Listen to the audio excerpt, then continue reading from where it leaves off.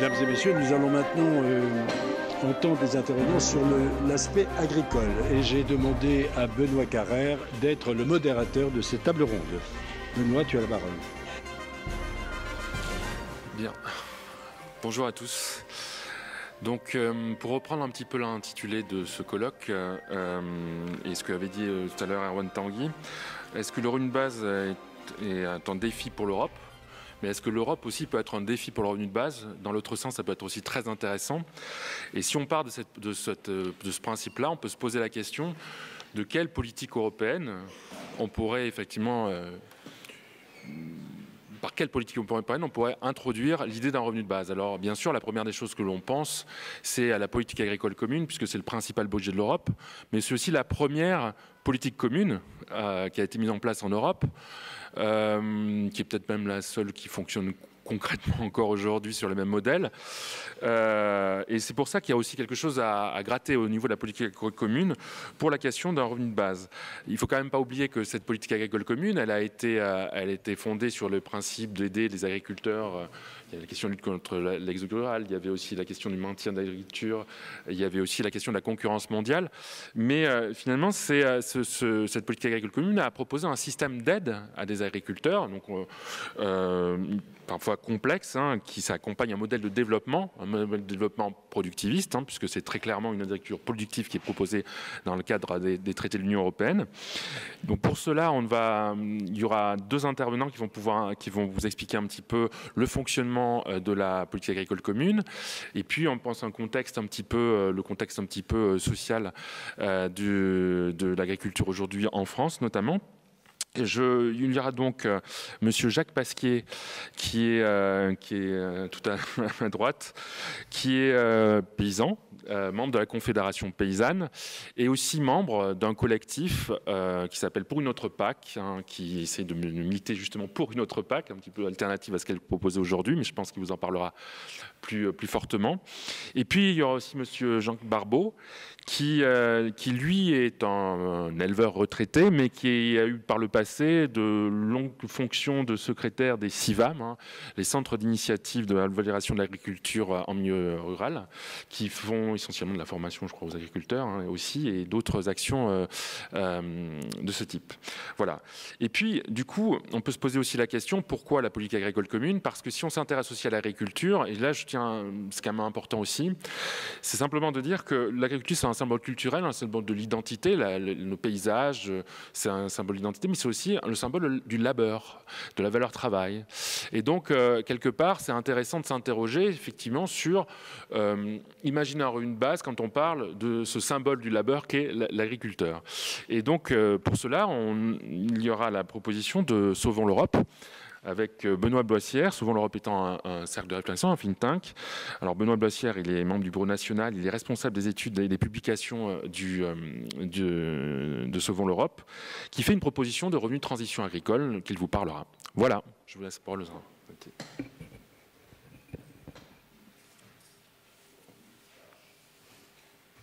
Oui, bonjour à tous. Donc Jacques Pasquier, je suis paysan dans la Vienne, en production végétale, céréales, oléagineux. J'appartiens à la Confédération paysanne, qui est un syndicat agricole de petits et moyens paysans. Et aujourd'hui, je représente plutôt la plateforme Pour une autre PAC. La plateforme Pour une autre PAC est un collectif d'organisations diverses qui revendiquent une autre utilisation des budgets de la politique agricole avec d'autres objectifs. Cette plateforme regroupe aujourd'hui 35 organisations en 4 collèges, dont des collèges de producteurs, la Fédération nationale d'agriculture biologique, les CIVAM, la Confédération paysanne, l'UNAF, apiculteurs, association d'apiculteurs et d'autres organisations, un collège d'organisations, d'ONG ou d'organisations qui ont un intérêt environnemental, qui défendent l'environnement, notamment France Nature Environnement ou la FNH ou le WWF et beaucoup d'autres, la LPO. Un troisième collège qui est important aussi, c'est celui des organisations de solidarité internationale, parce que lorsque l'on subventionne l'agriculture européenne sur des productions qui sont parfois ou souvent exportées, ça a des incidences aussi sur les pays qui reçoivent ces exportations, notamment les pays du Sud qui parfois voient leurs agricultures très concurrencées, de façon très distorsive en plus. Et puis un dernier collège qui est celui des consommateurs, notamment Miramap, enfin tout ce qui porte une réflexion sur la relocalisation, puisque la moindre des choses, c'est qu'on pense aux consommateurs lorsqu'on parle de politique agricole commune, puisque ce sont eux, les consommateurs, qui sont les utilisateurs finaux, en tout cas devraient l'être, de ce que met en place la politique agricole commune. Donc des intérêts divers dans cette plateforme pour une autre PAC, mais qu'il est parfois difficile à coordonner. Mais une fois qu'on s'est mis d'accord, d'abord on enrichit nos réflexions communes, un peu comme peut-être ce qu'on va faire aujourd'hui, mais en plus on est d'autant plus fort pour le porter collectivement quand on a différents intérêts plutôt que des intérêts qui sont segmentés. Alors, pour commencer, on a parlé tout à l'heure de la PAC, utiliser la PAC par rapport à cette problématique du revenu universel. Et on a parlé du deuxième pilier. Alors ça commence à être technique. Je vais essayer de ne pas être trop long, mais c'est compliqué, parce que normalement, ce sujet-là, il faut une bonne demi-journée minimum, voire une journée complète pour l'aborder. Donc, voilà. La PAC, elle avait 5 objectifs que vous voyez affichés dès le début avec le traité de Rome. C'est toujours les mêmes qui sont dans le traité sur le fonctionnement de l'Union européenne issu du traité de Lisbonne. On n'a pas changé ces 5 objectifs de la PAC: accroître la productivité de l'agriculture, assurer un niveau de vie équitable de la population agricole, et je passe au 4e, garantir la sécurité des approvisionnements et assurer des prix raisonnables aux consommateurs.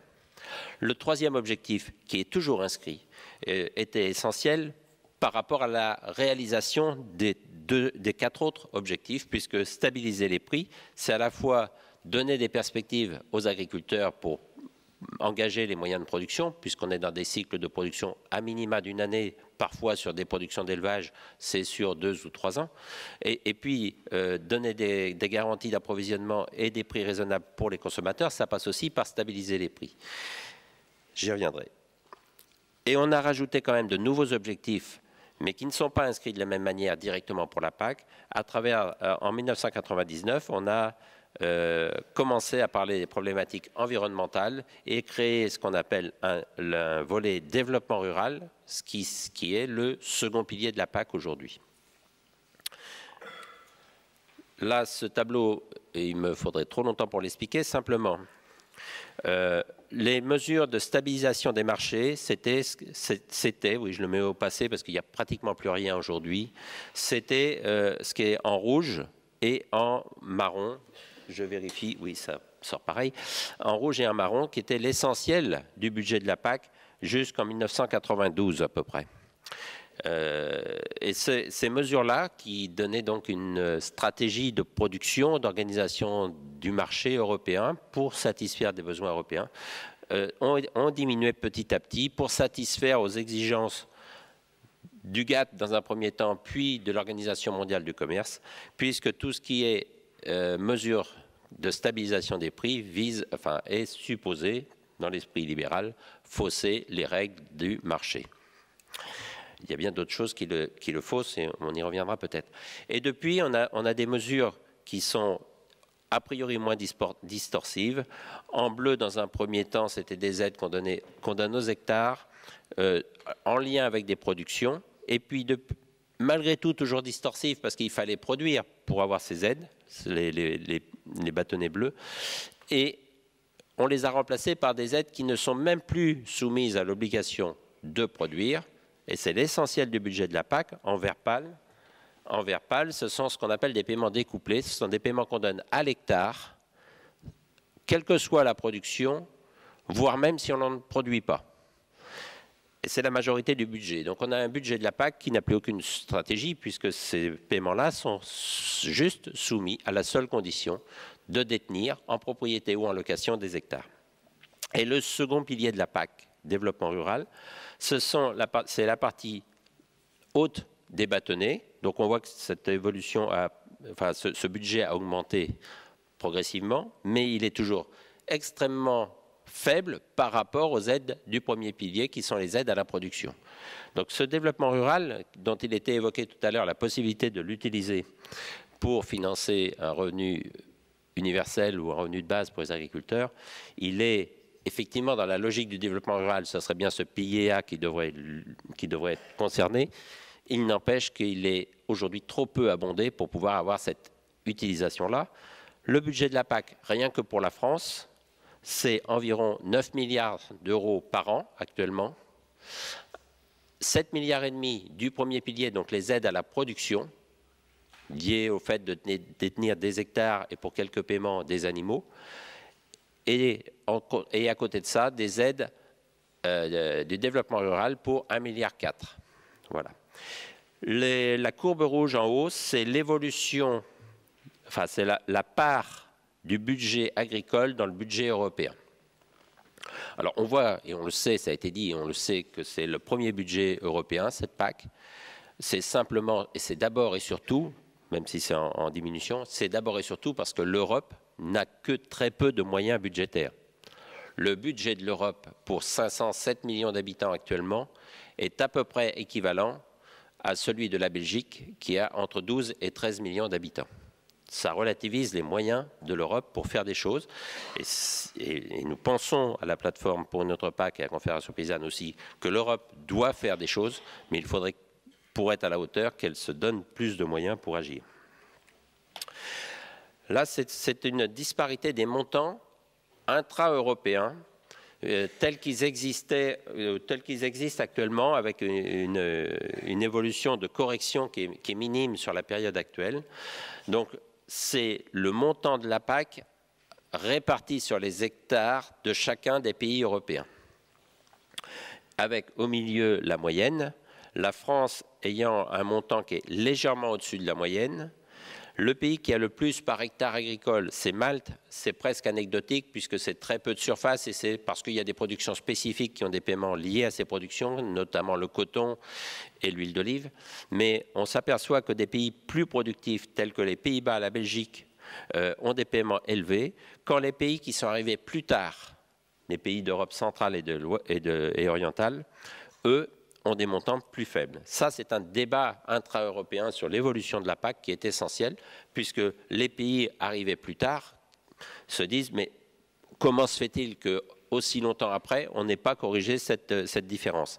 Et la petite différence entre les bâtonnets bleus et les croix que vous voyez au-dessus, c'est juste ce que l'on va faire dans la période de 7 ans actuelle comme correction pour essayer de faire converger les montants. Donc on voit que ceux qui ont plus baissent légèrement et les autres montent légèrement. Les bâtonnets bleus montent pour les PECO, mais c'est très faible. Donc il y a aussi cette inégalité-là qui est aussi justifiée par des niveaux de vie, des conditions de vie. Voilà. Enfin, ceux qui ne veulent pas faire cette convergence entre pays européens trouvent tous les bons arguments. En France, il y a des inégalités de répartition. Alors, la première chose à avoir, enfin, qui ressort de ce que je viens de vous expliquer, c'est que les aides, l'essentiel des aides de la PAC, sont des aides sur les hectares. Et il est très difficile de prendre en compte de l'emploi des personnes tant que le budget il est réparti sur des hectares. Il y a quelques années déjà que la Confédération paysanne revendique des modalités de prise en compte de l'emploi et des personnes qui travaillent. Plusieurs fois, auprès de la Commission européenne ou ailleurs, on s'est entendu répondre que le budget de la politique agricole n'a pas vocation à être un budget social. Ce que nous ne partageons pas, nous, mais c'est quand même la philosophie des administrations européennes. Et là, c'était en 2011, c'est en cours de changement actuellement, la répartition par hectare des montants. Les montants les plus élevés sont de ces paiements découplés sans aucune contrainte particulière de production. Ces paiements découplés, dans les zones rouges, c'est là où c'est le plus élevé. Dans les zones bleues, c'est là où c'est le moins élevé. Ça va, à cette époque-là, en 2011, ça allait de 400 € à peu près dans la Marne, je crois, à, je ne sais plus, 74 dans les Pyrénées-Orientales. Donc, pour des mêmes paiements qui sont liés aux hectares sans contrainte particulière, on avait des choses... Ça tient à l'histoire de la PAC, au fonctionnement, je n'ai pas le temps de vous l'expliquer là, mais on voit qu'on a des très grandes disparités. Et ce qui ressort aussi, c'est que ce sont les régions les plus productives, le nord de la France, nord-ouest, qui ont, d'une façon générale, les montants les plus élevés. C'est-à-dire, voilà. Cependant, quand on le ramène par exploitation, c'est la carte de gauche, on s'aperçoit qu'il y a parfois des différences géographiques. Le bassin parisien ou le nord de la France sont toujours bien dotés en montant, même ramenés par exploitation agricole. Par contre, en Bretagne, qui se trouve avec des montants élevés à l'hectare, ou en Alsace, où il y a aussi des montants élevés à l'hectare sur la carte de droite, on s'aperçoit que les montants ramenés à l'exploitation sont moins élevés, puisqu'il y a moins de surface par ferme. Et cette dimension sociale, elle est aussi, on la constate ici, puisque le montant à l'hectare ne veut pas dire le montant individuel très élevé. C'est une réflexion à avoir quand on veut réfléchir sur ces évolutions du budget de la PAC. Là, c'est une diapo que j'ai récupérée il y a 2 jours, donc il manque là-dessus les fruits et légumes, par exemple. On trouve les fruits et légumes dans les systèmes, on voit une pomme ou une poire qui sont dessinés dans les systèmes polyculture-élevage. Je pense que ceux qui sont les auteurs de cette diapo ne savaient pas où les mettre, puisque les fruits et légumes, en France, n'ont pour ainsi dire aucune aide de la PAC. On nous dit que c'est essentiel pour l'alimentation, que c'est bon pour la santé, et ça n'est pas soutenu par les budgets de la PAC. Mais pour voir ce qu'est déjà la grande disparité des aides, là c'est des moyennes nationales par orientation de production, on voit qu'on est à 47 000 avec différentes aides, que je ne vais pas détailler, sur la production de vaches allaitantes, de bovins viande, et à 15 000 € sur la production de volailles, avec des intermédiaires entre les deux. En fruits et légumes, on est bien en deçà, il y a quelques paiements, mais c'est très inférieur. Pourquoi en fruits et légumes? Un maraîcher, par exemple, qui a 2 hectares, ou un couple de maraîchers qui a 2 hectares, il va avoir éventuellement droit, et depuis peu, à des paiements sur ces 2 hectares, mais si on lui donne 250 € par hectare sur 2 hectares, ça fait 500 € par an. Ah oui, un détail, tout ce que je dis, c'est des montants en agriculture, on annualise les réflexions. Donc, un maraîcher qui aurait droit à 250 ou 500 € de paiement, parfois il préfère ne pas les demander parce que c'est des contraintes supplémentaires administratives avec des contreparties complètement insignifiantes. Il n'y a pas aujourd'hui dans l'agriculture, ou pratiquement pas, de prise en compte de l'emploi. Le résultat, là c'est l'évolution par secteur d'activité de l'emploi par secteur d'activité. La courbe verte en bas, c'est l'agriculture, qui est le secteur qui a perdu le plus d'emplois depuis la carte commence ici en 1989. C'est des éléments de réflexion. Ici, cette évolution-là aussi explique la difficulté de revenus, parce que les agriculteurs ont des revenus très faibles, c'est une réalité. À l'échelle européenne, je crois qu'on est en gros à 50%, mais collectivement, parce que là aussi il y a des très grandes disparités, collectivement en gros à 50% du revenu médian européen, à l'échelle européenne. Mais là on voit l'augmentation de la productivité par actif agricole, c'est-à-dire par travailleur, qui a été multipliée par, qui est de 1131% supérieur depuis 1960. Dans le même temps, la richesse créée hors aide de la PAC, elle est en baisse, elle est à 93% de ce qu'elle était au départ, et avec les aides de la PAC, elle est multipliée par 2 simplement, avec toute cette période qui va de 60 à 2015. Là, c'est l'augmentation des charges. On voit les aides de la PAC qui sont apparues et qui corrigent un peu cette baisse de revenus. Le revenu, c'était le vert. C'était le vert parce qu'aujourd'hui, il n'y en a pratiquement plus. C'est pour ça que je le mets à l'imparfait. Parce que la part du chiffre d'affaires a été absorbée par ce qu'on appelle soit les charges opérationnelles, c'est-à-dire le fonctionnement, les achats de semences, d'engrais et autres, soit les charges de structure, c'est-à-dire les investissements. Là, c'est l'évolution du revenu agricole dans la ferme France. C'est la courbe rouge, et malgré tout, elle est à peu près maintenue. À peu près maintenue, quoi?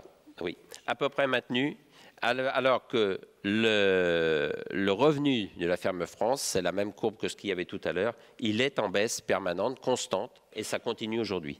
Le revenu se maintient simplement parce qu'il y a de moins en moins de personnes qui travaillent dans l'activité agricole.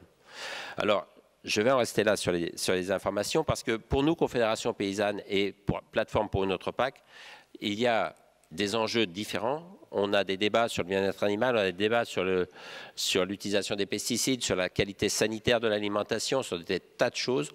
Pour nous, il est essentiel de remettre de l'emploi pour répondre à ces nouveaux enjeux, y compris celui du changement climatique, parce que toute cette suppression de l'emploi a été remplacée par des artifices, de la mécanisation, de la consommation d'énergie, des engrais, des produits de traitement, et que si on veut être dans des modes de production différents, il faut remettre de l'emploi.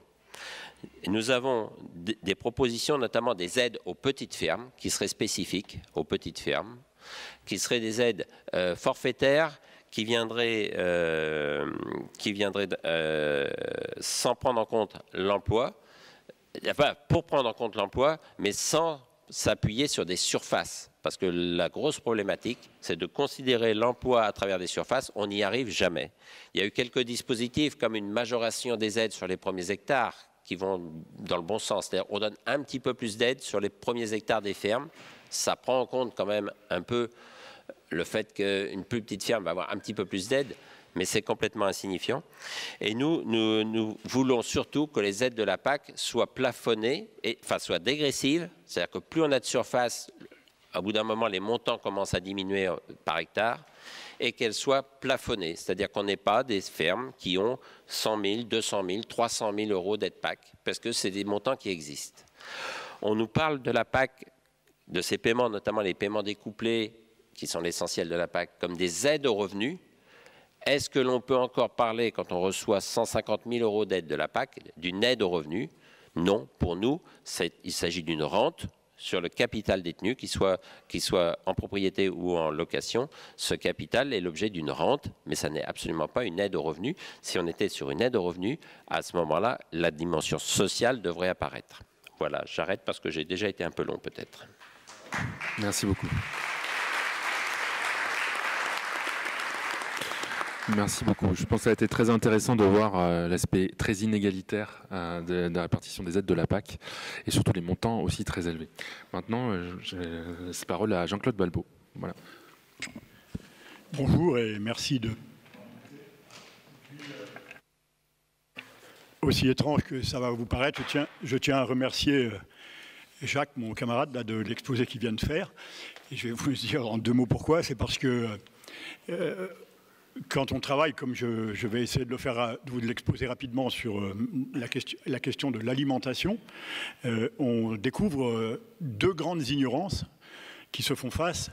Celle des consommateurs, disons dans un premier temps, des citoyens de manière plus générale, qui ignorent complètement les conditions concrètes de l'existence des paysans, notamment celles des politiques publiques qui sont derrière et qui assurent plus ou moins bien leurs revenus. Et l'autre ignorance étant la nôtre, celle que nous avons, nous, qui ignorons aussi, la plupart du temps, à peu près complètement, la manière dont vit une grande partie de la population. J'ai des souvenirs assez précis de paysans découvrant les loyers dans les quartiers populaires de la région parisienne ou autres villes de France, et découvrant aussi ce qui s'y mangeait avec les yeux grands ouverts et une conscience un peu effarée de la situation dans laquelle on était arrivé. Voilà. Donc merci Jacques de ce début de complétude de cette ignorance.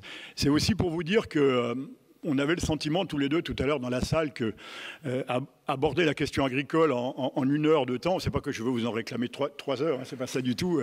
Je vous en réclamerai éventuellement 3 jours d'ailleurs s'il fallait, mais ne vous imaginez pas une seconde que vous allez avoir la moindre compréhension de ce qui se passe en agriculture à la fin de ces deux interventions-là. Peut-être simplement allons-nous apporter quelques éléments nouveaux sur la réflexion que vous avez de manière générale autour du revenu de base. Je vais faire bref, comme toujours on écrit tout un tas de choses, on s'entoure de tas d'objets pour essayer de se rassurer quand on est face à ce genre d'aréopage, et j'y suis surtout pas habitué, mais après on prend des raccourcis, j'ai pas le choix, et puis Jacques vient de vous décrire le paysage dans lequel ce que je vais vous dire s'inscrit. Il faudra que vous le gardiez à l'esprit. Moi, je travaille depuis quelques années. Après avoir pris ma retraite, j'ai continué à travailler, comme le disait très bien tout à l'heure quelqu'un. Et je pense même qu'à certains jours, je travaille encore plus que je ne le faisais quand j'étais dans la production. J'en ai fait 40 ans. J'étais éleveur, paysan, je le suis toujours. Éleveur, je ne le suis plus. Mes bêtes m'ont été retirées. Quelqu'un d'autre les a reprises et les élève. Je suis impliqué dans les questions, dans la réflexion sur l'alimentation, la manière dont les Français s'alimentent, et notamment comment on va alimenter tous les Français d'une manière assez, nous dit durable, parce que c'est les termes, les adjectifs qu'on applique à notre mode de production. Il y a un constat qu'on a fait, disons, il y a une quinzaine d'années, à peu près, certains d'entre nous, pas tous, c'est que la promesse qui avait été faite dans les années 60 aux femmes et aux hommes de France de les nourrir tous n'a pas été tenue. Elle n'a pas été tenue, on l'a constaté nous, parce que bon, moi, pour me procurer des revenus pendant 40 ans, j'ai fait de la vente directe. Donc vous imaginez ce que c'est qu'un cahier des charges à côté, bon, beaucoup de travail aussi, mais surtout la rencontre d'une population particulière, une origine sociologique particulière. Je pouvais dire ce que lisaient les clients que je livrais, le type de voiture qu'ils avaient, le type de maison qu'ils habitaient, probablement le type de profession qu'ils exerçaient. Assez vite, au bout de 10 ou 15 ans, je voyais bien que en me comportant comme ça, je ne nourrissais qu'une partie de la population. Donc ça, c'est le cas de tout et de quasiment tous les gens qui aujourd'hui encore vendent en circuit court, vendent en proximité, vendent localement, une production locale. Quand vous entendez localement, aujourd'hui encore, alors peut-être en sera-t-il autrement dans les années à venir, et on peut que le souhaiter, mais aujourd'hui encore, nous ne nourrissons comme ça qu'une partie sociologiquement définie de la population. Et d'un autre côté, c'est aussi pour constater que la grande majorité des producteurs qui étaient mes voisins, avec qui je travaillais par ailleurs, qui avaient des poulaillers industriels, des porcheries, des élevages laitiers conséquents, eux non plus ne nourrissaient pas la majorité de la population. Et ça a été, et pour moi, une découverte fantastique, c'est que depuis un certain nombre d'années, l'aide alimentaire est devenue une variable d'ajustement, est devenue un élément majeur de l'économie agricole. Il n'y aurait pas d'économie agricole viable aujourd'hui sans l'aide alimentaire. Alors, j'ai des chiffres là que je vais m'empresser d'oublier parce que sinon mon intervention serait beaucoup trop longue. Mais il faut, voilà, quand on a cette réflexion sur la richesse en agriculture, il faut comprendre qu'une grande partie des revenus agricoles aujourd'hui est appuyée aussi sur une forme de charité modernisée, avec tout ce qu'on sait de ce qu'il y a de destructeur dans l'aide alimentaire. Alors, j'imagine, je suis même certain que dans la salle ici, il y a de nombreux bénévoles au Resto du Cœur ou autres organismes de distribution alimentaire. Je les connais assez bien parce que depuis 5 ans, on se fréquente beaucoup. Ce mouvement de bénévolat est indispensable. Si demain, pour des raisons, il y en a, vous cessiez d'être bénévole, je vous garantis que ça serait une catastrophe de tout point de vue pour les paysans comme pour les gens qui attendent de vous. Aujourd'hui, malheureusement, 8 millions de Français, à un moment ou à un autre, dépendent de l'aide alimentaire. Et ce n'est pas possible de continuer comme ça. Nous, on a mis, par exemple, sur nos fermes, on avait défini, alors je dis on, alors c'est le réseau CIVAM, j'aurais dû vous le présenter, mais encore une fois, je me sens dans l'obligation de faire assez bref, un mouvement d'éducation populaire qui est né à la fin de la guerre dans le paquet qu'on appelle, comment que c'était, les jours heureux. Il y a eu un programme politique un jour qui s'est appelé les jours heureux. Vous voyez que la situation s'est sérieusement dégradée. Eh bien, dans ce paquet-là, il y avait des enseignants du milieu agricole qui ont eu un programme avec des visées d'émancipation du milieu rural, à travers d'ailleurs la technologie, la machine et l'apprentissage de formes un peu modernes de communication. Dans ce mouvement-là, dans les années 80-90, on a constaté qu'on était dans une impasse technologique, que la technologie, Jacques l'a bien montré tout de suite, n'apportait plus que de la productivité générale, mais plus de revenus au travail. Donc on a cherché dans nos fermes les éléments qui pouvaient définir une meilleure façon de faire. Je vais la faire très brève. On a montrer, on a mis 15 ans à le faire, on l'a fait entre nous, on s'est fait accompagner par des gens bien plus éduqués que nous, mais on s'est fait seulement accompagner par eux, qui a des critères qui caractérisent la durabilité de l'exploitation agricole, qui caractérisent l'agriculture durable, pas le développement durable, ça c'est pour nous c'est une vaste blague, mais qui caractérise l'activité agricole, sa durabilité, sa transmission possible à un successeur. Ces critères-là, on avait oublié une chose, on avait oublié le côté social, le côté, dirons-nous, total de l'agriculture comme fait social, c'est-à-dire qu'on avait pris en considération le bien-être du paysan, mais pas celui de la personne à qui on allait livrer nos produits, on était censé le faire.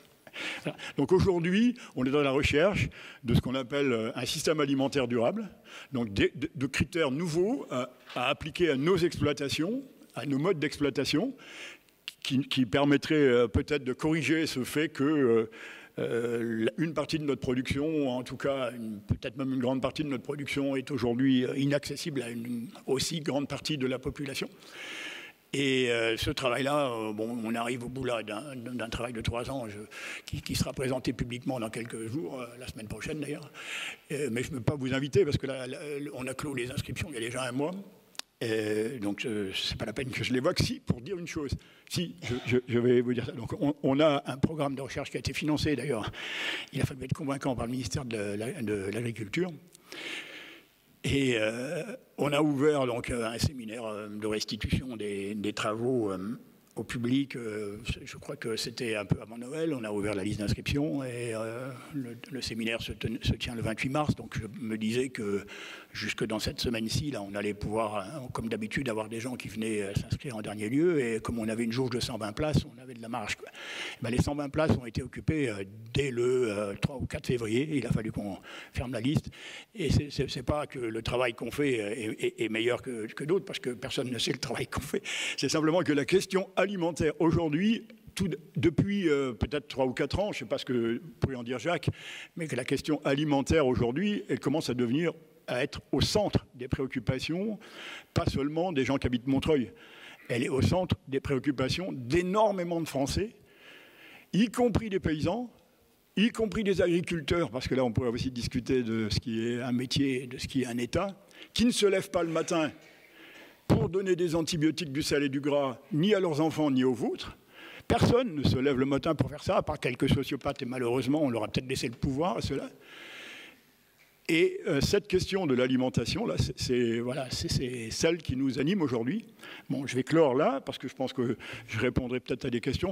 Je vais clore en disant ceci, nous, sur cette question, à partir de l'expérience qu'on vient de faire, d'un travail de longue haleine sur 4 ans, avec les travailleurs sociaux, avec des expériences qui ont été tentées de comment on peut contourner la charité pour essayer de prendre en compte les revenus les plus faibles dans nos façons de transformer et distribuer. Quand cette expérience-là, avec même quelques scientifiques de l'INRA pour venir nous appuyer, cette expérience-là nous a donné quelques enseignements. Je vais vous en donner un précis.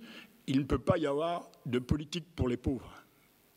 Une politique alimentaire qui lutte contre la pauvreté ne peut pas être une politique pour les pauvres. Elle doit être une politique pour tout le monde. Si vous me faites une politique alimentaire, d'ailleurs je pense que ça doit être le cas pour le logement et pour autres, si vous faites une politique pour les pauvres, vous êtes sûr d'échouer. Demandez à Lula, au fond de sa prison, ce qui lui est arrivé, pour quelle raison ça lui est arrivé, avec qui il a traité pour pouvoir sortir, et on ne peut que lui en être redevable, 40 millions de Brésiliens de la pauvreté, avec qui il a traité, avec les gardiens de sa prison aujourd'hui. Vous ne pourrez pas, je vous l'affirme comme ça, je ne vous demande pas de me croire sur parole, mais je vous assure qu'on le ressent quand on travaille là-dessus. Vous ne pourrez pas avoir une politique pour les pauvres sans remettre en cause les fondements même de l'outil de production, c'est-à-dire en gros le droit de propriété de l'outil de production. Ouais. Donc une politique pour les pauvres, elle échouera automatiquement. Ça, c'est une des choses. Et moi, aujourd'hui, alors ce que je peux apporter au débat qui continuera tout à l'heure, c'est que, mais ça c'est plus quasiment à titre personnel, même si on est quelques-uns à y réfléchir, l'horizon ce qu'on veut amener ici aujourd'hui, et puis j'étais vraiment ce matin, j'ai pris tout un tas de notes, et j'ai un tas de gens que j'ai envie de rencontrer, c'est ce que l'on appelle la sécurité sociale de l'alimentation. une carte de sécurité sociale alimentaire qui ressemblerait éventuellement à, on pourrait dire ça parce que c'est la carte vitale que vous avez ou que nous avons la plupart du temps dans nos poches ici, voilà, qui serait chargée de sommes on a travaillé là-dessus, je ne vais pas vous abreuver de tous les chiffres, et qui aurait surtout l'obligation comme on a pour la santé, c'est le modèle de la santé, d'obliger à mettre face à face autour d'une table les producteurs, les consommateurs, alors les producteurs, les transformateurs et les distributeurs, et les consommateurs pour décréter de ce qui, à partir des sommes allouées à chacun, à tous les Français. J'ai bien aimé ce matin l'histoire du rhume de Madame, je ne sais plus son nom, j'ai oublié le nom, de Bettencourt. C'est bizarre comme on oublie le nom des gens. De Madame Bettencourt. Oui, en effet, oui. Et s'il y a des gens qui n'ont pas besoin d'utiliser ces sommes-là, bah, écoutez, tant pis, mais c'est comme ça. On soigne tout le monde, on nourrit tout le monde. Ça, c'est le but du jeu. Donc un organisme certificateur de la production, de la transformation et de la distribution. Et là, autour de cette table-là, eh bien, il faudra que vous m'expliquiez quelle est la dose de pesticides que vous acceptez dans vos urines, par exemple. Et moi, il faudra que vous me disiez quelle est la rémunération de l'heure de travail que je dois accepter. Parce qu'actuellement, je suis presque persuadé qu'on doit être en moyenne à moins d'1 euro de l'heure de travail en agriculture. Voilà. C'est l'exercice de la démocratie alimentaire qui est autour de ces organismes de certification. Et pour nous, pour aujourd'hui, l'élément moteur d'une véritable lutte contre la pauvreté alimentaire. Merci. C'était assez intéressant, effectivement. On peut se poser la question peut-être tout à l'heure de est-ce qu'il faut passer de l'aide aux revenus des agriculteurs à l'aide aux consommateurs, mais ce sera peut-être une question à poser. Maintenant, on va nous présenter en fait la proposition de revenu de transition agricole de Sauvons l'Europe par Benoît Boissière. Voilà. Bonjour à tous. Donc effectivement, je vais vous présenter la proposition de Sauvons l'Europe.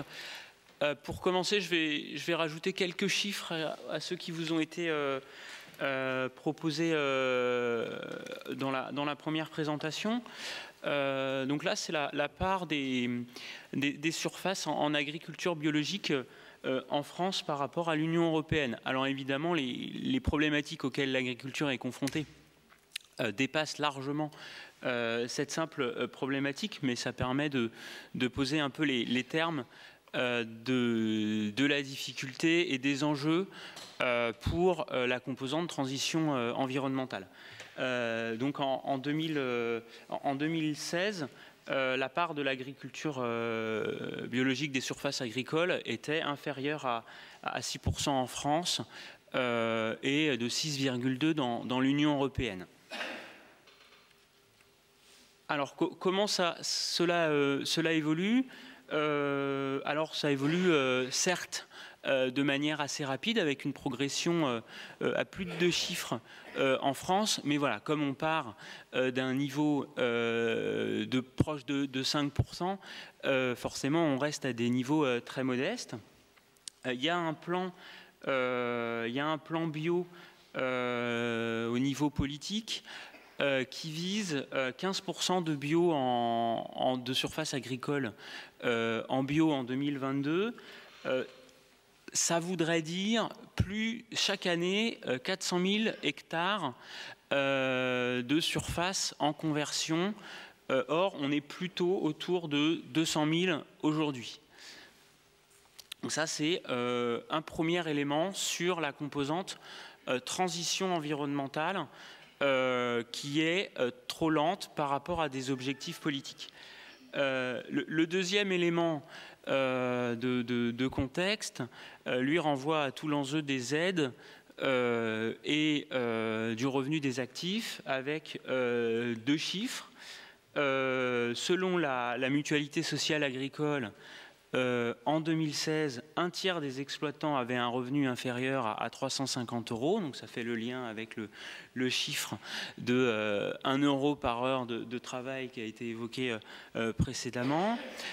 Et on a, en 2008-2009, alors c'était des années très difficiles en plus dans le monde agricole pour des questions de production et de prix, mais on était à une surmortalité par suicide pour les hommes exploitants de près de 20% par rapport au reste de la population de même âge. Donc les impacts en termes de durée du temps de travail et de revenus ont des impacts concrets sur la santé et le rapport au suicide des agriculteurs. Quelques éléments, mais là je vais plus vite parce qu'ils ont déjà été évoqués. La politique agricole commune, c'est 0,4% du PIB européen, soit chaque année 56 milliards d'euros sur un budget environ de 145 milliards. Là, c'est une autre manière de présenter les chiffres qui vous ont été présentés tout à l'heure. Voilà, c'est uniquement la partie premier pilier, donc la partie aide à l'hectare.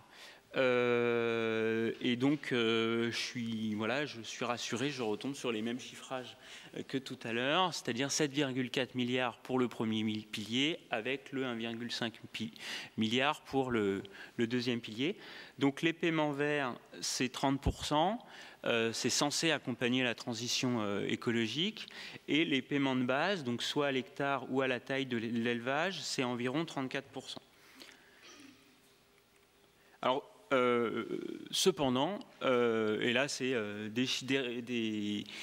des résultats issus de rapports de la Cour des comptes européenne, donc quand même une institution relativement sérieuse et qui fait partie des institutions.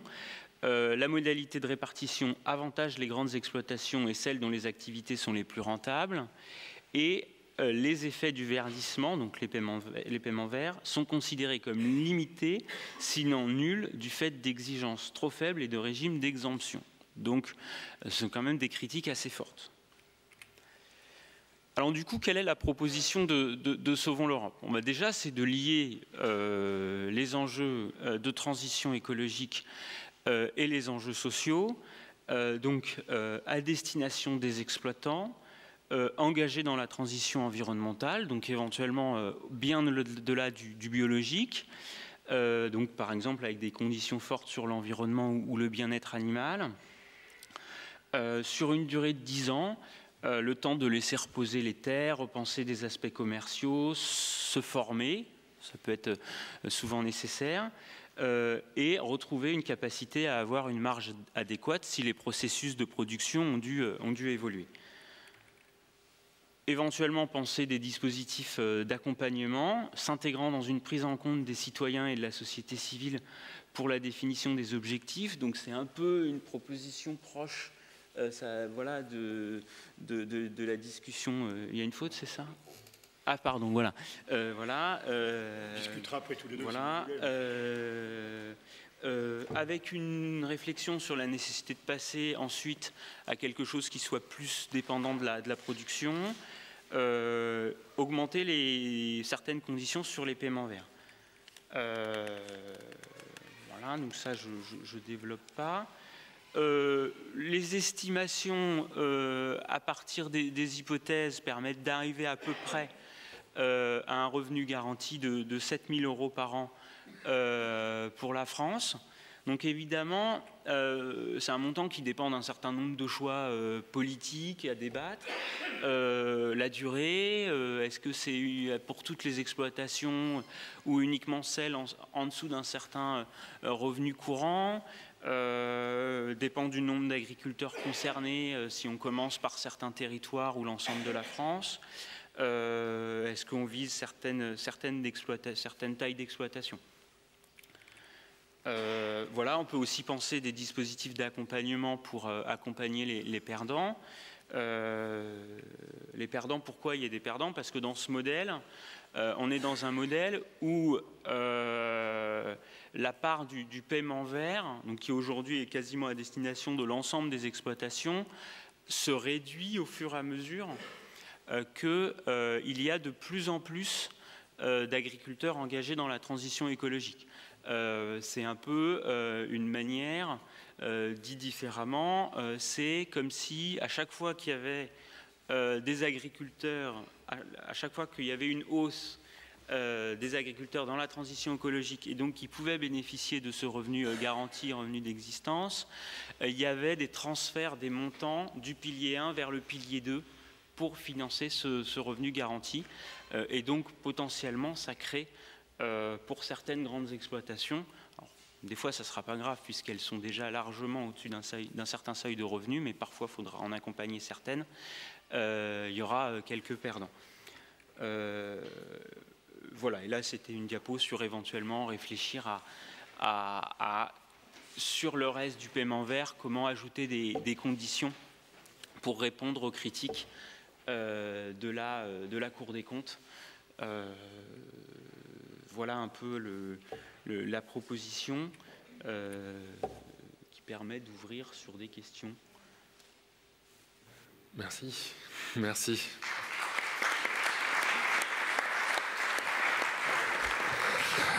Alors c'était des présentations assez techniques, puisqu'il y avait beaucoup de chiffres. Désolé, mais je pense qu'il était important d'avoir des chiffres pour bien comprendre les enjeux aussi de la politique agricole commune. Et derrière, la proposition de revenu de transition agricole de Sauvons l'Europe. Alors moi j'aurais envie quand même de poser une question, comme la question centrale qui me brûle les lèvres, c'est d'avoir la position effectivement d'agriculteurs aujourd'hui par rapport à la proposition de revenu de transition agricole proposée de garantie de revenus agricoles de Sauvons l'Europe, parce que on peut se poser la question, est-ce que finalement ce type de revenu, même si ce n'est absolument pas encore un revenu de base, on est dans cette idée de revenu sectoriel préalable à la mise en place d'un revenu de base, ça permet de rompre quand même un petit peu avec cette logique productiviste quelque part qui a été le fondement quand même de l'Union européenne dans la politique agricole commune. Ça peut aussi participer à la diminution des inégalités, et comme c'est fonction de critères écologiques, ça peut aussi contribuer à l'amélioration de la santé, de la qualité alimentaire, de toutes les questions que vous évoquiez. Donc voilà, je pense que ça aussi c'est une vraie question, et j'aurais peut-être aussi une autre question pour Sauvons l'Europe, c'est effectivement pourquoi le donner aux exploitants et pas plutôt peut-être à toutes les personnes qui travaillent dans l'agriculture quelque part. Voilà, merci.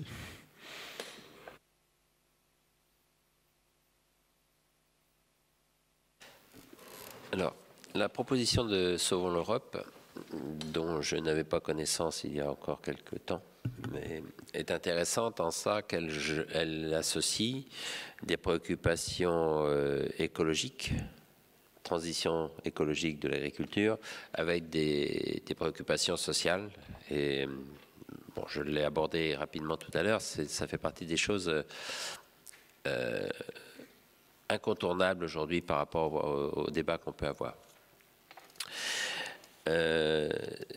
Ceci dit, les questions budgétaires, enfin, et c'est le débat qu'on a aujourd'hui sur la faisabilité d'un revenu universel, hein, c'est 7 000 €, ils seront difficilement admis par la très grande majorité des intervenants du système agricole, les filières.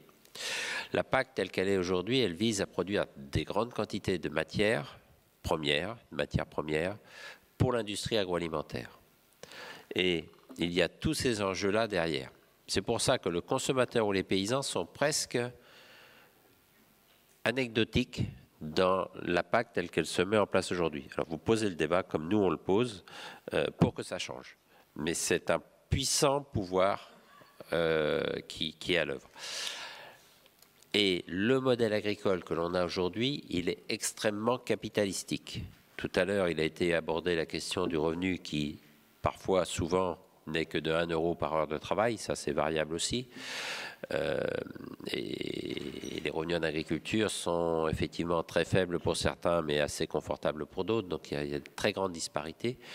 Mais ce qui est quand même le point commun de bon nombre de systèmes, c'est la nécessité des capitaux engagés pour produire. Il y a sans doute aucun autre système de production qui aujourd'hui dégage aussi peu de revenus avec autant d'investissements. C'est quand même quelque chose d'évident. On a construit ça année par année. Tout à l'heure, je vous ai montré rapidement, il y avait une évolution du revenu qui baissait et en contrepartie, les charges de structure et les charges opérationnelles qui augmentaient. Ça s'est fait petit à petit. Donc, comment cette transition, on la mène? c'est la question à laquelle on est confronté. La dimension sociale intervient dans ce contexte-là. Or, la PAC aujourd'hui, à l'échelle, elle est gouvernée à l'échelle européenne, avec des philosophies qui ne sont pas celles que Sauvons l'Europe vient d'exposer et que nous, Plateforme pour une autre PAC ou Confédération paysanne, nous pouvons exposer. Pour bon nombre de pays très libéraux, et pour reprendre des paroles de différents députés européens français qui s'intéressent à l'agriculture, et je peux mettre là, je crois, ne serait pas choqué, aussi bien José Bové d'Europe Écologie Les Verts, que Éric Andrieux du PS, que Michel Dantin des Républicains. Tous trois députés européens français qui s'intéressent et qui s'impliquent dans la question agricole, ils le disent eux-mêmes, ils sont tous assez d'accord entre eux, tous les trois, par rapport à la mécanique économique et au marché européen et à l'évolution de la PAC.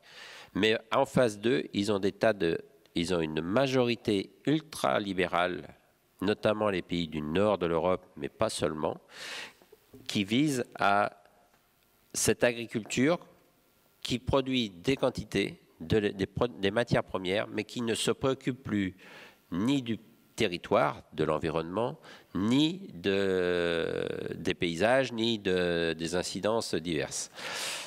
Et ça, c'est quand même un poids extrêmement fort dans l'évolution de la PAC.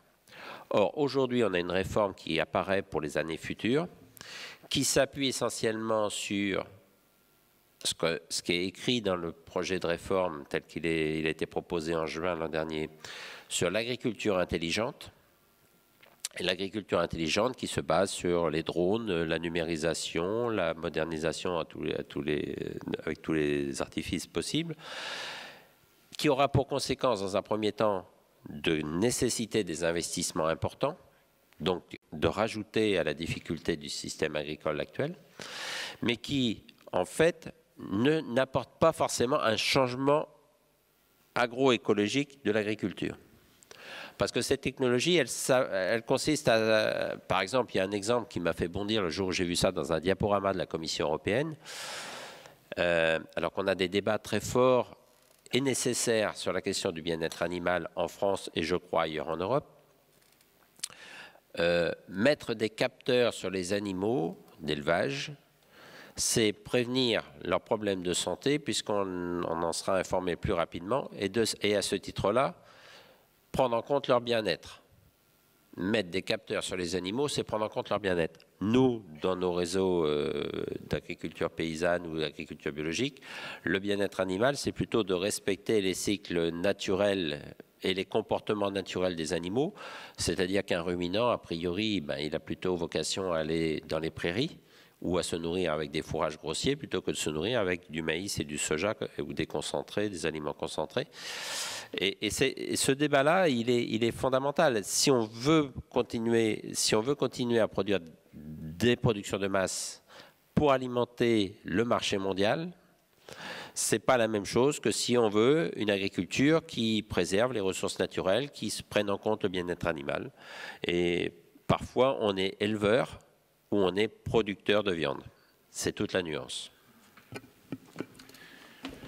Oui, pour tenter de répondre, je vais tenter de répondre à la question que tu posais il y a 2 minutes en disant que proposer un revenu universel ou quelque chose qui s'en approche aujourd'hui en agriculture, nous, on a fait l'expérience en se confrontant à, je ne sais pas s'il est connu ici, à Bernard Friot qui propose le salaire universel, le salariat pour tous. Alors, de cette expérience-là qui date de 2014, on continue le compagnonnage avec lui.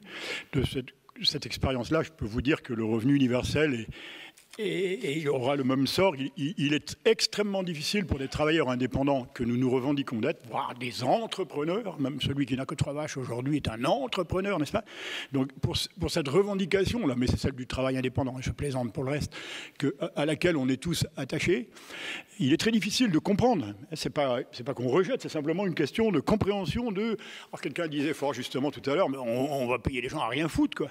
Alors que je vous le dis, nous on passe 70, 80 heures, même à peine payé. Vous voyez, il y a un gros décalage là. Mais c'est un décalage qui n'est pas infranchissable. Enfin, c'est un gouffre qui n'est pas infranchissable. Sauf qu'un gouffre, vous le savez très bien, on ne le franchit pas en 2 bonds. Il n'y a qu'un bond possible là-dedans. Donc il va falloir s'y atteler sérieusement. La question, ce n'est pas par petits pas qu'on va franchir ce gouffre-là. Et donc ça, c'est une des premières choses, une des grosses difficultés, c'est de faire comprendre à une profession qui se revendique du travail indépendant qu'en fait, elle est extrêmement dépendante de ce qui l'entoure, et bien heureusement. Moi, je ne suis pas un individu, je ne suis un individu que parmi vous. Et je pense que l'agriculture, il en est de même. Et d'ailleurs, je l'entendais tout à l'heure, la revendication individuelle, mais je pense que une des causes de nos malheurs, c'est ce qu'on appelle un mot savant, individualisme méthodologique. Ce sont des criminels en col blanc, c'est tout l'école de Chicago, tout ce qui s'est répandu dans le monde, et dont d'ailleurs sans doute Gaspard Koenig est encore une queue de comète. Là. Ces gens-là ont tué les communs, ont tué tout ce qui existait dans l'agriculture. Moi, je pourrais vous donner des chiffres autour de chez moi, je pourrais vous donner le nom des gens qui ont disparu de mon entourage. Et ça va être, ce truc-là, ça va être difficile à franchir. Et une dernière chose à prendre en considération, c'est que la PAC, les virements PAC qui nous sont faits dans nos revenus et qui sont parfois, pour un tiers d'entre nous, inférieurs à nos revenus, ça veut dire que les aides qu'on nous donne aux revenus repartent en grande partie dans la chaîne de transformation et de production. Ces aides-là, il faut le dire, ce sont des aides sociales. La PAC est une politique sociale, malgré que l'Europe refuse de le dire et de le reconnaître. S'il n'y a plus ces aides sociales-là aujourd'hui à l'agriculture, plus personne n'exerce ce métier-là. On n'est même pas au RMI. Donc on est bien dans une... Les grandes fermes n'utilisent plus... Alors, il y a évidemment des disparités, mais vous imaginez bien, les disparités, c'est le cœur même du fonctionnement de nos sociétés aujourd'hui. Donc vous imaginez bien qu'on n'en est pas exempt. Mais c'est quand même... Cette difficulté-là, culturellement, va être très difficile à prendre en compte quand on va discuter avec nous, quand vous allez venir discuter avec nous de revenus universels. Mais je pense qu'il faudra la prendre en considération. Voilà.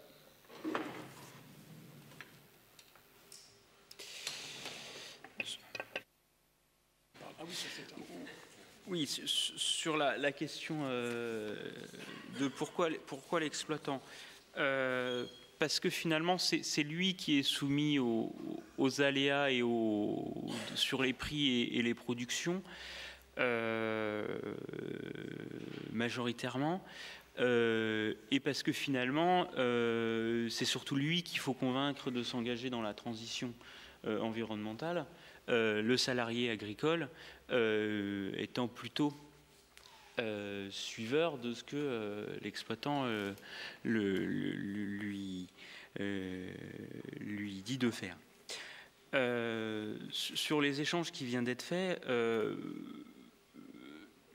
je les entends et je pense que... Ah oui, j'oublie tout le temps. Il est évident que tous les agriculteurs, mais aussi comme beaucoup de salariés, leur objectif, c'est un travail décent, rémunérateur, relié à leur travail. Malheureusement, le combat, qui est aussi un combat nécessaire pour re-réguler les prix, et la production ne sera pas gagnée tout de suite non plus.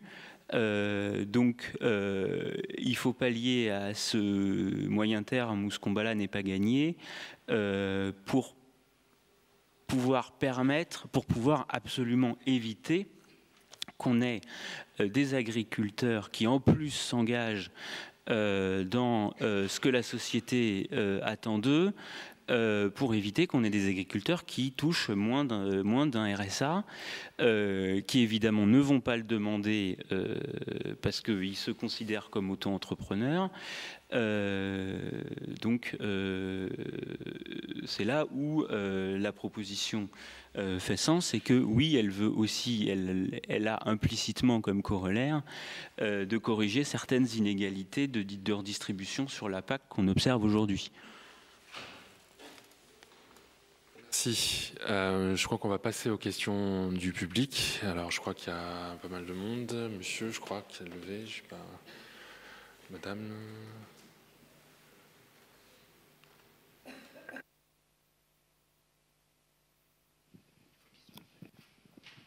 Oui, bonjour. Vous avez parlé donc de ce revenu universel pour les agriculteurs et ça m'amène une question sur la redistribution des aides de la PAC. Parce que depuis la création de la PAC, il y a eu un monopole de redistribution des aides par le syndicat principal, la FNSEA, qui a donné lieu à qui est une opacité totale. Et beaucoup d'enquêtes journalistiques ont montré cette opacité, voire une forme de lobbying intra-monde agricole. Et imaginez un revenu universel sans repenser la redistribution, la méthode de redistribution des aides européennes, est-ce que ce n'est pas un peu utopique ?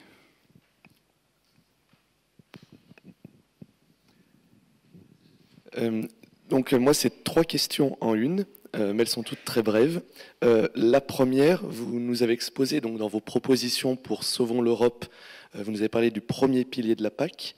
Qu'est-ce que vous envisagez pour le deuxième pilier ?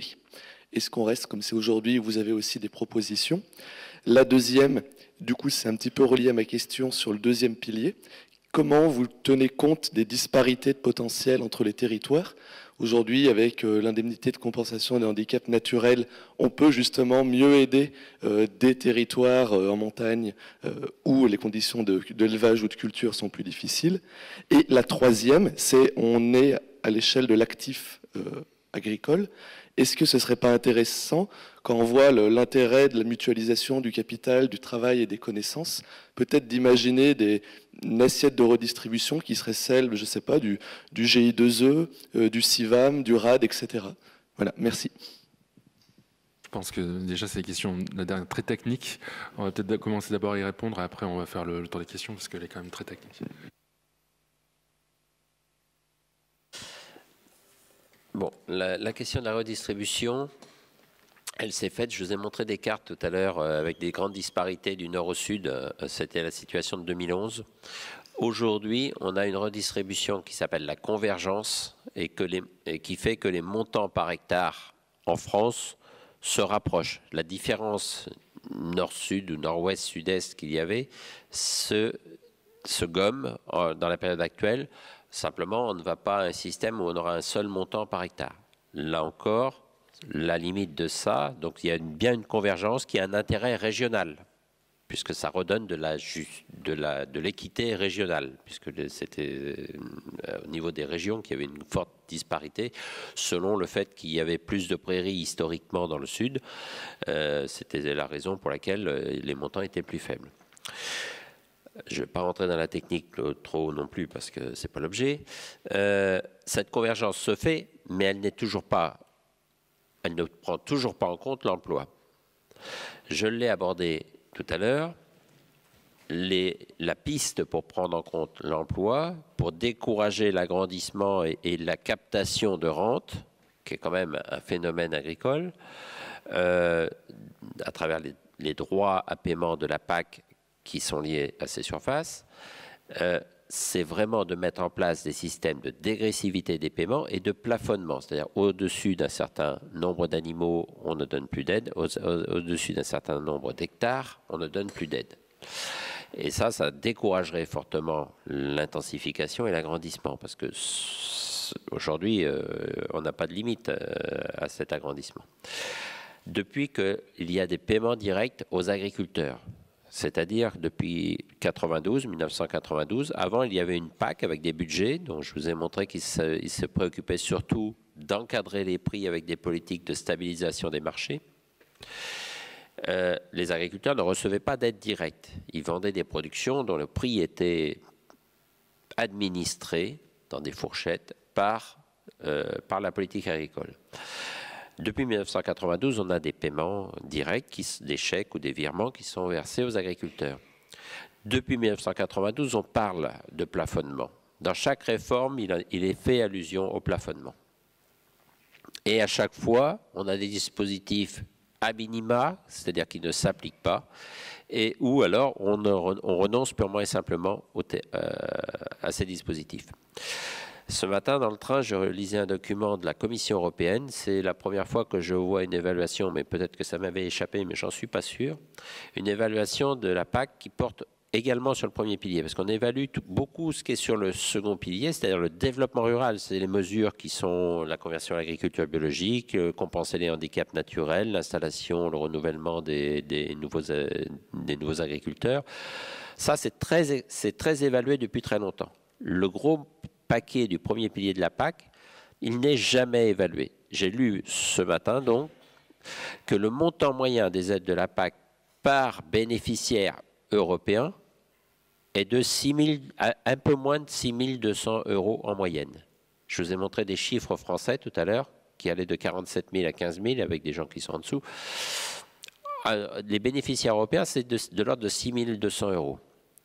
Actuellement, dans le projet de réforme qui est proposé, il est proposé un plafonnement qui pourrait être entre 60 et 100 000 € d'aide maximum, auquel seuil qui serait augmenté des dépenses liées à l'emploi sur les fermes. C'est-à-dire que les salaires et les cotisations sociales liées à l'emploi sur ces fermes fait qu'on monterait ce seuil qui serait entre 60 et 100 000 €. Donc voilà. Si on applique ça en France à 100 000 €, ça ne concerne à peu près personne. Mais il se trouve qu'au niveau européen, y compris dans les pays de l'Est, il y a quelques pays de très grandes fermes collectives, historiquement collectives, qui sont sur des grandes surfaces, avec des salaires qui sont au ras des pâquerettes et des cotisations sociales parfois quasi inexistantes. Et c'est en Hongrie, en Roumanie, qu'on conteste cette idée de plafonnement. Voilà comment on bute sur des choses comme ça. Bon, en France, rassurez-vous, il y a aussi des opposants au plafonnement. Hein. Tout le monde n'est pas favorable au plafonnement. Mais à l'heure actuelle, et j'étais surpris de voir que c'était les pays plutôt de l'Europe centrale et orientale qui s'opposaient au plafonnement. Cette dimension-là, elle est importante parce que si on met en place des plafonnements, on peut réaffecter ces budgets-là pour des mesures dans l'esprit de ce que propose Sauvons l'Europe. Nous, pour la plateforme pour une autre PAC, on défend des aides à la transition. Alors dans cette réforme de la PAC, il y a des paiements pour services environnementaux qui pourraient se mettre en place. Mais toutes nos revendications que l'on fait au sein de la plateforme, on les a sorties de cette notion de plafonnement. Sur la question de revenus universels, à l'heure actuelle, il y a des aides à l'installation qui avaient été instaurées en France il y a très longtemps, enfin je ne sais plus, il y a 30 ans peut-être, ou 25 ans, 30 ans, qui sont des aides forfaitaires versées en 2 versements, mais avec quelques paramètres qui définissent le montant. Si on est en montagne, il y en a plus que si en plaine, bon, ça c'est logique. Mais qui sont des aides qui normalement étaient versées aux nouveaux installés. Alors, les jeunes agriculteurs qui rentraient dans les clous, pas tous les nouveaux installés, mais malgré tout, ça va dans le bon sens. Mais pour les aider à démarrer leur vie, pour financer leur vie quotidienne, alors qu'au démarrage de l'activité agricole, on n'a pas forcément encore beaucoup de revenus. Le temps que l'activité se lance, il y a une période difficile. Sauf qu'aujourd'hui, cette aide forfaitaire, elle sert juste à contribuer au financement de l'investissement. Nous, Confédération Paysanne, là, la plateforme n'a pas encore étudié cette question, nous demandons que cette aide redevienne une aide qui va être versée sur 4 ou 5 ans pour le même montant global, mais versée mensuellement. C'est-à-dire que là, du coup, ça redevient un soutien à la vie personnelle. Parce que ça, c'est une réalité aussi de l'agriculture. La vie personnelle et la vie professionnelle sont très imbriquées dans beaucoup de systèmes. Et donc là, si on avait ce versement de l'aide aux nouveaux installés ou de l'aide aux jeunes agriculteurs qui était mensualisée, cette question-là se rapproche de la logique du revenu universel.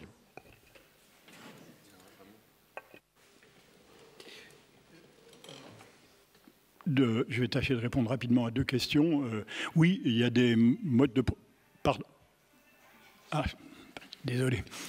Il y a des modes de production et des types d'exploitation qui sont aujourd'hui rentables, même sans les aides PAC. Il y en a qui sont rentables et très rentables, c'est-à-dire qu'ils nourrissent leurs paysans, qui assurent des revenus de 2 000 € par personne, par travailleur sur les exploitations, notamment dans les grandes fermes laitières de l'ouest de la France. Une grande partie de ces fermes-là sont des adhérents du réseau CIVAM dont je vous parlais tout à l'heure. Alors j'ai oublié de vous préciser que j'étais aussi par ailleurs syndiqué à la Confédération paysanne, mais on s'est réparti un peu la tâche, vous l'avez compris ce matin. Donc on sait faire, je vous ai emmené quelques documents que je laisserai là, c'est des documents techniques qui montrent qu'on peut faire autrement. Ça ne se fait pas. On a beau le montrer, le démontrer, le remontrer, ça ne se fait pas. Il y a une chose qui manque, et c'est quand même un gros problème de politique publique, Jacques l'a rapidement évoqué, mais il n'y a jamais eu d'évaluation de la politique publique agricole. Or, elle coûte la peau du cul, pour parler comme le président, elle coûte un pognon de dingue, voilà, ça coûte un pognon de dingue, on peut probablement penser que c'est 20 milliards par an. Pardon ? C'est moins mal que la politique. Ah, d'accord. Bon, il avait sans doute pensé trop fort ce que j'ai dit tout bas. Et ça coûte vraiment très cher, ça ne change rien au problème qu'on veut résoudre. Donc, vous voyez, on est en plein dans les questions qu'il voulait soulever d'aide sociale. Et elle n'est jamais évaluée dans sa totalité. Elle est évaluée par appartement. De temps en temps, vous avez des éléments de cette politique qui sont évalués, mais il n'y a jamais eu de regard porté là-dessus. Donc, depuis 2012, Jacques s'en souvient, on a créé un groupe de réflexion là-dessus. On a interpellé le gouvernement pour qu'il mette ça en œuvre. Il ne l'a jamais fait. Ça, et je pense que ça ne sera pas fait demain. Enfin, Le Foll nous a clairement fait comprendre que c'était inutile de rêver à ce propos-là. D'ailleurs, quand on lui avait demandé ce que coûtait la politique publique agricole, il nous a eu entre 17 et 20 milliards. Il était ministre de l'Agriculture. Donc vous imaginez un peu où on en est en termes d'évaluation. Une question plus précise qui a été posée à propos de l'influence du syndicat majoritaire. C'est consubstantiel à la politique agricole. C'est-à-dire que dans les années 60-62, pour obtenir la paix civile et le développement, modernisation de l'agriculture et tout ce qui en a suivi, on a créé ce qu'on appelle la cogestion agricole. C'est-à-dire, voilà, on confiait à un syndicat majoritaire qui était, par essence, sans doute, on peut dire ça comme ça, censé représenter tout le monde, on lui confiait le soin de discuter avec l'État les objectifs et les moyens à se donner. Aujourd'hui, on voit bien les limites de l'affaire, parce que même au sein, d'abord la profession est largement désyndicalisée. On a vu apparaître des syndicats récemment, là, je sais pas, bon, je ne veux pas les qualifier, mais où il y a un fort ressentiment qui s'exprime, comme la coordination rurale depuis déjà plusieurs années. Là, il y a un très fort ressentiment, même au sein de la FNSEA. Je pense qu'aujourd'hui, il y a des gens qui sont plus tout à fait d'accord. La FNSEA est un syndicat de collaboration avec le capital. Il faut dire les choses clairement, très clairement.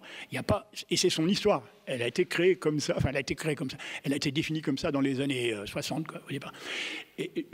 On parle. Quand on parle entre nous, enfin, quand on essaye de faire comprendre le piège dans lequel on parle de complexe agro-industriel, comme on parlait de complexe militaro-industriel à propos de l'Union soviétique. Je pense qu'aujourd'hui, on est face à un complexe agro-industriel qui implique l'État, à travers la recherche, les financements, à travers l'accompagnement des professions, qui implique les syndicats, enfin le syndicat pour tout dire, et qui implique toutes sortes En fait, c'est comme une souche d'arbre, quoi. Vous avez des couches et des couches qui se croisent et se recroisent et vous pouvez pas, vous êtes face à des murs. Il faut que, si vous voulez, avec nous, changer ce mode-là, il va falloir qu'on s'y mette tous. Parce que nous, tout seuls, on n'y arrivera jamais. Oui, très rapidement, plusieurs points. Alors voilà, si l'évaluation de la politique agricole commune, elle n'est pas faite au niveau franco-français, elle est quand même un peu faite au niveau européen, donc avec les rapports de la Cour des comptes européenne. Donc ça, c'est le premier point pour revenir à ce qui fait l'ADN de Sauvons l'Europe, c'est-à-dire de défendre cette institution et ses valeurs, et donc de vous rappeler qu'il y a bientôt des élections européennes auxquelles, évidemment, il faudra aller voter. Pour revenir à notre débat, sur la question des propositions sur le deuxième pilier. Donc la proposition concrètement, effectivement, vise à augmenter le deuxième pilier pour financer ce revenu d'existence de la transition écologique en réduisant au fur et à mesure le premier pilier, au fur et à mesure qu'il y a augmentation des agriculteurs engagés dans la transition écologique. Il y a tellement de sujets dans le deuxième pilier, assurance récolte, aide à l'installation, qui effectivement sur tous ces sujets-là, Sauvons l'Europe n'a pas encore eu le temps d'appréhender, et je vous renvoie beaucoup plus sur les propositions pour une autre PAC qui aura cette vision d'ensemble. Le troisième point, c'est que comme il y a un certain nombre de difficultés qui ont été citées, de lobbies, de syndicats majoritaires, rien n'empêche de commencer peut-être à un niveau local, peut-être en faisant le lien avec d'autres démarches plus locales. Il a été cité juste avant, dans la première table ronde, la notion de site de saturation. Donc éventuellement de réfléchir au lien entre un début dans un territoire, en faisant le lien avec un site de saturation qui permettrait, pour répondre à des oppositions de type culturel, de commencer par un territoire plutôt que de se confronter à trop d'oppositions d'un coup. D'autres questions, courtes si possible.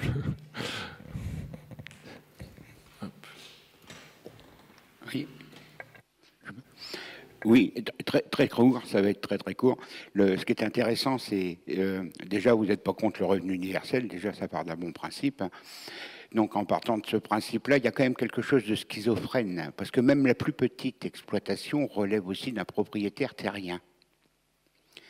Ce qui amène à la question qui me vient là, c'est quelle différence il y a entre un petit et un gros propriétaire. Est-ce que le petit n'a pas envie de devenir gros? Il se retrouve lui-même dans sa logique. Le monde est en crise, mais il est en changement. Je peux investir sur une vache si j'y connais rien.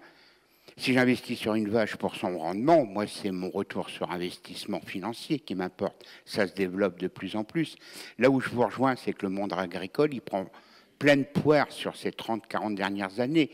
140, j'ai calculé mes beaux-parents qui sont agriculteurs, que Dieu a rappelé, 140 ans de vie, ça leur fait 6 ans d'EHPAD à peu près.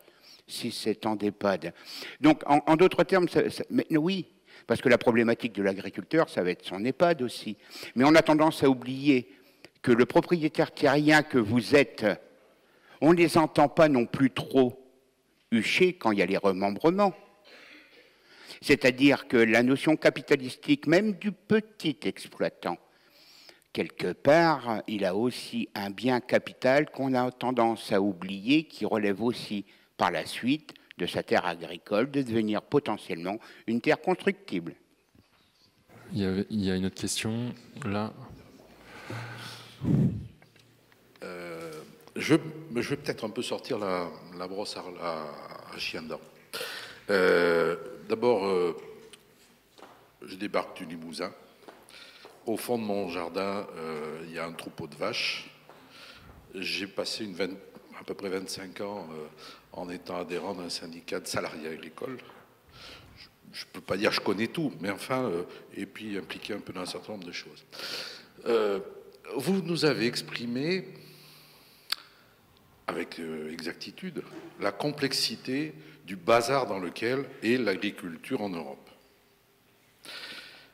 Par contre, je n'ai pas entendu que le revenu universel, je dirais schématiquement, vous intéresse. Je n'ai pas entendu ça. Par contre, nous a expliqué que tout ça, c'était compliqué et qu'il était proche d'être difficile d'arriver à faire quelque chose. C'est quand même paradoxal. Alors, moi, j'ai deux questions. D'une part, est-ce qu'aujourd'hui, le comportement des consommateurs que nous sommes, et vous avez brossé quelques éléments là-dessus, ne fait-il pas changer les objectifs de production que l'agriculture devrait avoir? Et est-ce qu'on ne voit pas des évolutions? Il n'y a pas seulement le vert. Hein.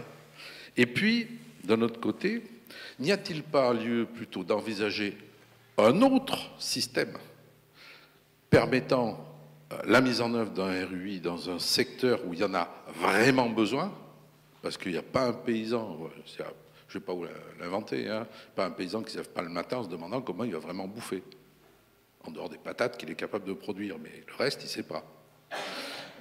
Mais aussi foutre du gasoil dans le tracteur, hein, ou simplement aller faire les courses.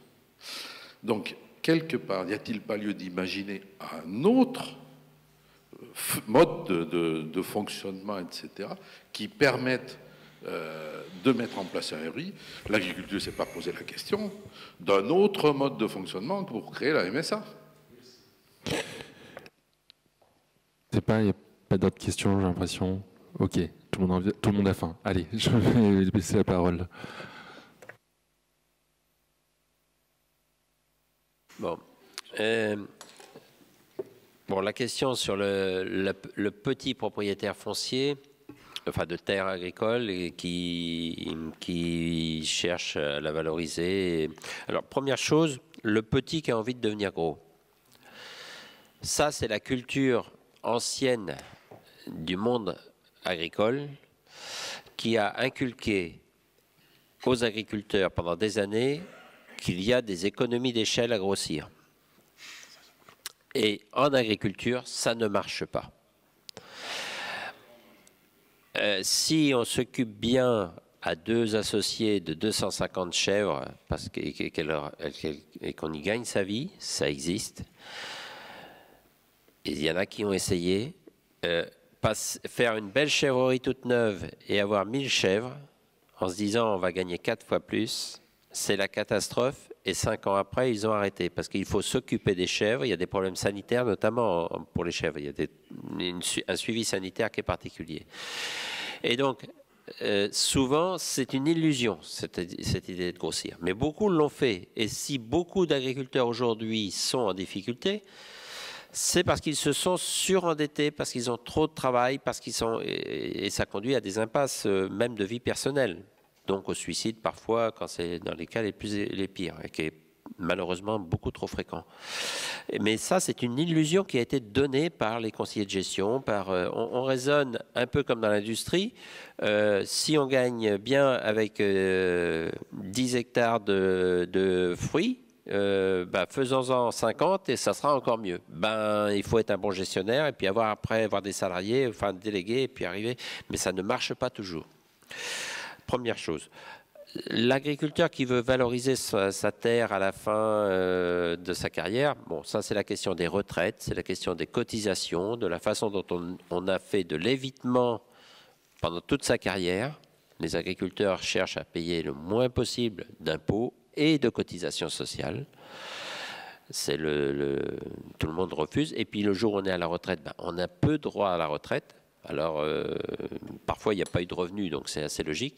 Mais on a parfois des gens qui ont fait de la défiscalisation à travers de l'achat de matériel pour faire de l'amortissement, enfin se créer des charges, et qui à la fin se plaignent de ne pas payer, de ne pas avoir de retraite. Mais parfois, ils ont tout fait pour ne pas cotiser quand même. Hein. Ça existe dans notre modèle.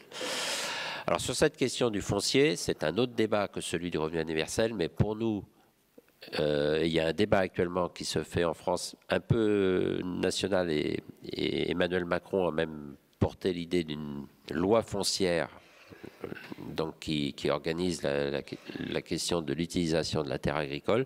Donc une loi foncière qui devrait être débattue dans le courant 2019 et peut-être adoptée début 2020. Et une loi foncière doit définir l'usage de la terre. Et l'usage de la terre pourra mettre des priorités peut-être sur les systèmes écologiques aussi. Voilà. Bon, la question du revenu universel. À la Confédération paysanne, en 2005, on avait imaginé que de donner 5 000 € à tous les agriculteurs de France allait améliorer l'harmonisation des revenus. Et on est allé rencontrer des chercheurs de l'INRA, l'Institut national de recherche agronomique.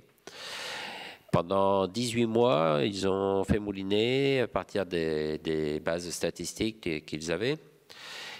Et on avait quand même l'idée qu'au bout du compte, il fallait améliorer la répartition du revenu, éviter qu'il y ait autant d'agriculteurs qui n'aient pas de revenus. Et voilà.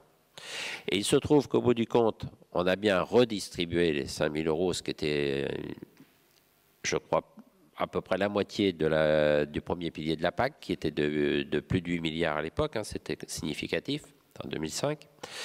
Et au bout du compte, en termes de revenus, on n'améliorait rien. Parce que, comme ça a déjà été évoqué, il y a parfois des fermes qui ont des enveloppes d'aide de la PAC importantes qui de ce fait, dans cette redistribution-là, perdaient des aides et perdaient du revenu. Et d'autres qui n'avaient pas d'aide ou assez peu d'aide, qui gagnaient des aides en ayant ces 5 000 euros. Et notamment, on n'a pas cité le mot viticulture. C'est vrai qu'aujourd'hui, la production de champagne ou de cognac, ce qui n'est pas forcément vrai pour tous les vignobles, hein, mais le cognac est quand même une activité hyper rémunératrice et que ce n'est pas tout à fait tout de suite là que j'imagine qu'il y ait le plus besoin des 5 000 euros. Mais voilà. Donc c'est la limite du revenu universel à l'agriculture. Si on avait le budget pour le faire, oui, mais dans la mesure où on a cette contrainte budgétaire, peut-être qu'un meilleur effet de levier serait de donner 5 000 euros en les orientant sur là où on le juge nécessaire. C'est pour ça que depuis Confédération Paysanne, on a repris fortement une revendication d'aide sur les petites fermes, qui est de 5 000 euros pour le premier et le second paysan d'une petite ferme, et après dégressif après. Mais notamment pour répondre à la question des maraîchers, qui n'ont aucun soutien, qui travaillent alors eux du coup très souvent ils travaillent énormément, de façon assez pénible, et ils n'ont aucune aide de la PAC. Et c'est pourtant des gens qui font de l'agriculture, qui répond aux besoins quotidiens de l'alimentation et souvent locale. Je ne sais pas si on peut répondre, mais sinon... Ah oui, le comportement des consommateurs. Sur ce qu'on peut attendre des consommateurs, sur ce que nous attendons des consommateurs. On ne se berce pas d'illusions. Et on en a un exemple assez précis. On est Confédération Paysanne, en tout cas son organisme de développement qui est la FADEA et le réseau CIVAM, adhérents au sein d'une organisation plus large qui s'appelle Impact, avec le MIRAMAP, le mouvement français donc, des AMAP. Les AMAPiens qui sont une forme d'avant-garde éclairée des consommateurs alimentaires, n'est-ce pas, se considèrent en tout cas comme ça. Les AMAPiens sont à peu près 200 000 ou 300 000 en France. Et ils ont énorme difficulté, pour rester poli, à envoyer 10 administrateurs à Paris pour discuter de la politique publique agricole. Donc, de ce point de vue-là, il n'y a pas d'avant-garde éclairée des consommateurs. Il n'y en aura jamais. Nous, notre travail, ça va être d'aller voir chez les gens dont je vous indiquais tout à l'heure, qui sont à peu près 17 millions, qui sont insatisfaits de leur consommation, pas parce qu'ils veulent consommer... Enfin si, en fait, quand vous les interrogez, vous apercevez qu'eux aussi veulent consommer du bio, du local et tout ce que vous voulez, mais il y a une entrée dans le supermarché. Vous interrogez les gens à cette entrée, ils vous disent voilà ce qu'on appelle une bonne nourriture, voilà ce qu'on veut acheter. On veut acheter sans pesticides, sans sel, sans gras. On veut acheter même éventuellement sans coût pour le paysan. Et puis quand vous les interrogez à la sortie, vous regardez ce qu'il y a dans le panier, c'est quasiment le contraire. Donc c'est ces gens-là qu'on veut, c'est ces consommateurs-là qu'on veut avoir, nous, autour de la table, discuter avec eux, dire ce que nous sommes et comprendre ce que eux sont. Je vais juste faire un petit mot de conclusion. Peut-être. Je voulais dire un dernier truc. Alors, en conclusion, et pour rebondir sur cette question des consommateurs, peut-être une vision un peu plus optimiste. Oui, la consommation change. Oui, les consommateurs, les mangeurs, plutôt que consommateurs, regardent de plus en plus ce qu'ils mangent. Il y a de plus en plus de gens qui font attention. Malgré tout, la grande masse des produits agricoles sont transformés et de ce fait, le consommateur, le mangeur, ne choisit pas toujours ce qu'il mange. Il y a par exemple tout un débat sur l'élevage de poules en cage. Et toutes les marques de distribution se sont engagées à ne plus vendre d'œufs de poules élevées en cage, qui n'ont plus accès au plein air, qui sont dans des trucs à étage. Sauf que l'essentiel des œufs produits en France sont transformés par l'industrie agroalimentaire. Donc il faudra encore un petit peu de temps pour avancer.